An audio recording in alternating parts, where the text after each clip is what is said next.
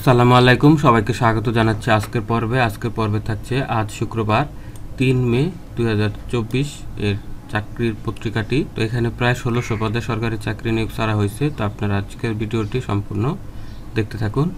তো এখানে যে ক্যাটাগরিতে চাকরি রয়েছে, প্রথমে রয়েছে সিভিল সার্জনের কার্যালয়।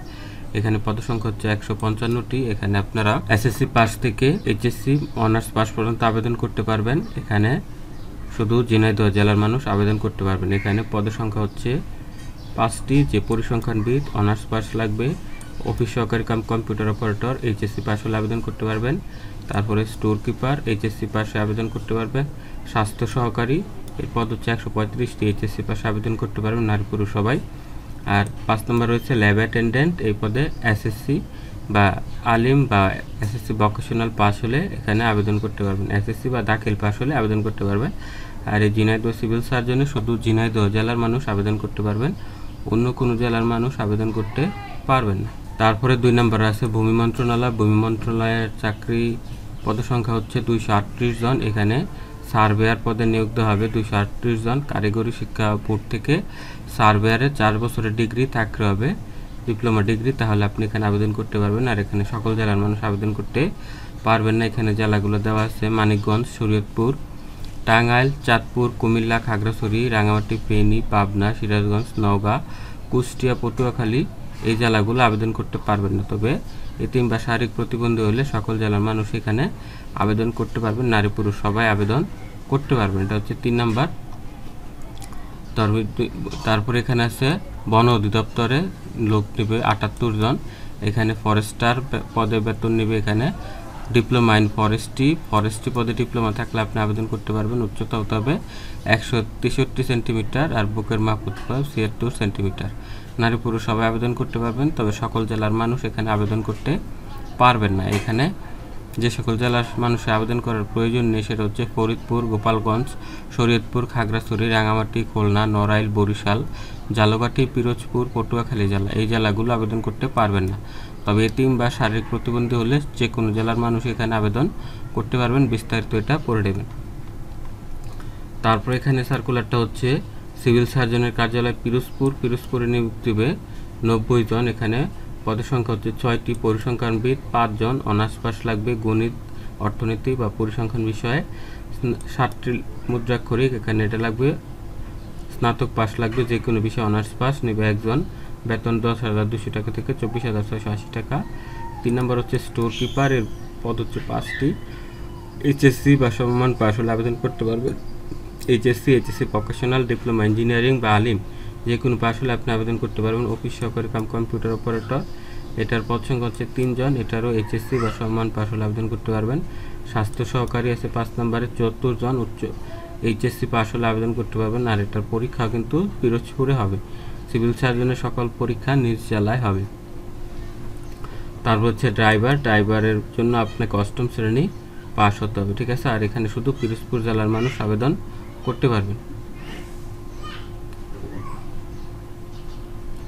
তারপরে আছেন এজেন্সির মাধ্যমে এয়ারপোর্টে চাকরি, মোট পদ সংখ্যা 628 জন। তো এটা একটা প্রাইভেট সার্কুলার, এই বিষয়ে আমরা কিছু বলছি না, এটা সত্য মিথ্যা আপনারা যাচাই করে নেবেন।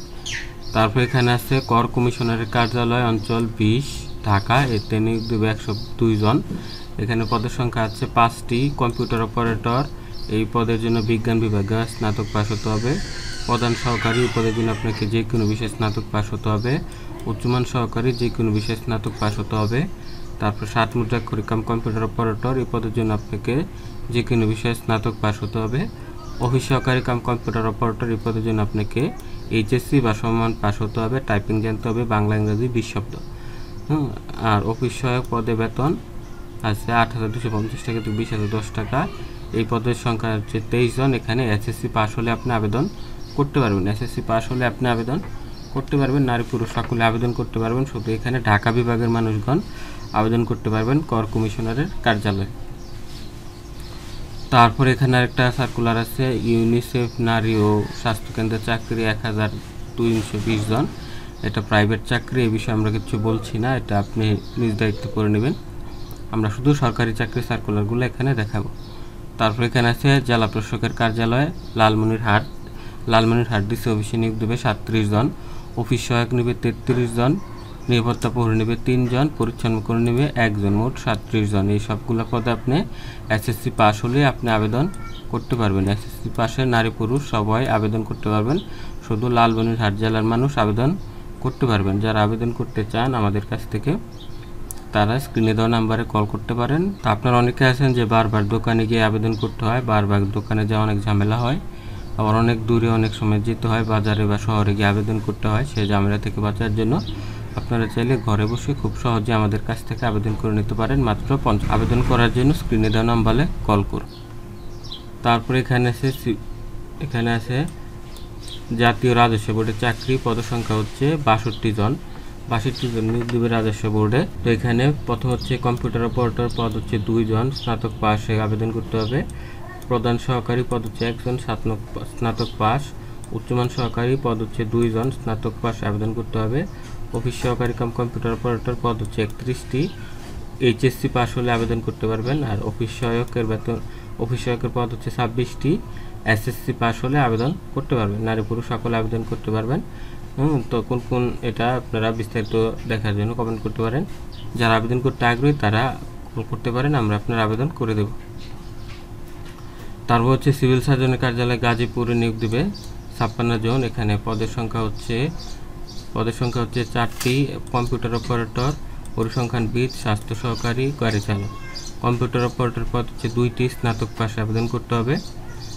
থানা পরিসংখ্যানবিদ বেতন পদ হচ্ছে 1টি, পরিসংখ্যানে স্নাতক পাস লাগবে।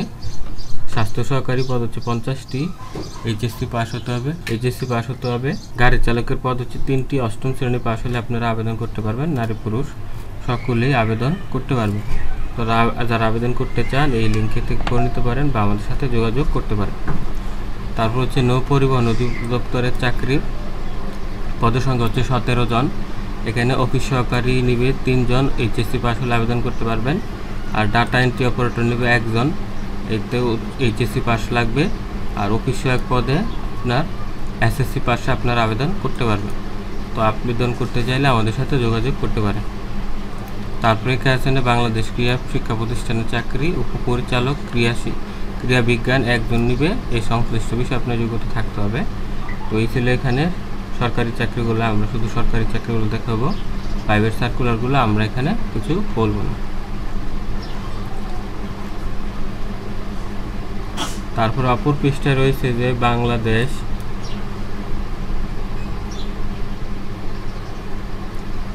বাংলাদেশ অত্যাবশ্যক প্রজনন কেন্দ্র উন্নয়ন প্রযুক্তি গবেষণা ইনস্টিটিউট, পদের সংখ্যা হচ্ছে 11টি, পরিচালক নেবে 1 জন, সংশ্লিষ্ট বিষয়ে স্নাতক পাস থাকতে হবে। উপপরিচালক নেবে 2 জন, এমবিবিএস ডিগ্রি থাকতে হবে। সহকারী পরিচালক নেবে 1 জন, এমবিবিএস ডিগ্রি থাকতে হবে। তারপর হচ্ছে বাংলাদেশ পুলিশে লোক নেবে 54 জন, কম্পিউটার অপারেটরের 2 জন, 60 মুদ্রাক্ষরিক 5 জন। কম্পিউটার অপারেটরের জন্য বিজ্ঞান বিভাগে স্নাতক পাস হতে হবে। স্নাতক মুদ্রাক্ষরিকের জন্য যে কোনো বিষয়ে স্নাতক পাস হতে হবে। নারী পুরুষ সকলে আবেদন করতে পারবেন। আর অফিস সহকারী পদের জন্য এইচএসসি পাস হতে হবে, কম্পিউটার টাইপিং হতে হবে, বাংলা 20 শব্দ, ইংরেজি 20 শব্দ প্রতি মিনিটে। আর দপ্তরি পদের জন্য আপনাকে এসএসসি পাস হতে হবে। নারী পুরুষ সকলে আবেদন করতে পারবেন। আর এই জেলাগুলো থেকে আপনারা আবেদন করতে পারবেন। তো আবেদন করতে চাইলে আমাদের সাথে যোগাযোগ করতে পারেন। তারপরে হচ্ছে জেলা প্রশাসকের কার্যালয় চুয়াডাঙ্গা ডিসি অফিসে নিয়োগ দেওয়া হবে। অফিস 3 জন, বাবুর্চি 1 জন, পরিচ্ছন্ন কর্মী সুইপার 1 জন। তাহলে সকল পদে আপনারা এসএসসি পাস হলে আবেদন করতে পারবেন বা 8ম শ্রেণী পাস হলে আবেদন করতে পারবেন। শুধু চুয়াডাঙ্গা জেলার মানুষ আবেদন করতে পারবেন। তারপর এখানে আছে রেলপথ মন্ত্রণালয়ে চাকরি দেবে 9 জন। এখানে পদের সংখ্যা, অফিস সহায়কের সংখ্যা হচ্ছে 9 জন। এখানে এসএসসি পাস হলে আপনারা আবেদন করতে পারবেন। এই জেলাগুলো ছাড়া অন্য সকল জেলায় আবেদন করতে পারবেন। ঠিক আছে, নারী পুরুষ সকলে আবেদন করতে পারবেন অফিস সহায়ক পদে। তারপরে এখানে আছে জেলা প্রশাসকের কার্যালয় ঝিনাইদহ ডিসি অফিসে লোক নেবে এখানে 6 জন, অফিস সহায়ক 3 জন, নিরাপত্তা প্রহরী 3 জন। আপনারা যারা এই ঝিনাইদহ জেলার আছেন তারা এখানে আবেদন করতে পারেন। তো এই ছিল এই সপ্তাহের চাকরি, শুক্রবার 3 মে 2024 সকল সরকারি চাকরির নিয়োগ বিজ্ঞপ্তি। আপনারা যে পদে চাকরি আবেদন করতে চান আবেদন করে নেবেন। আজকের ভিডিওটি এখানে শেষ করছি, দেখা হবে পরবর্তী পর্বে। সেই পর্যন্ত সবাই ভালো থাকবেন। আল্লাহ হাফিজ।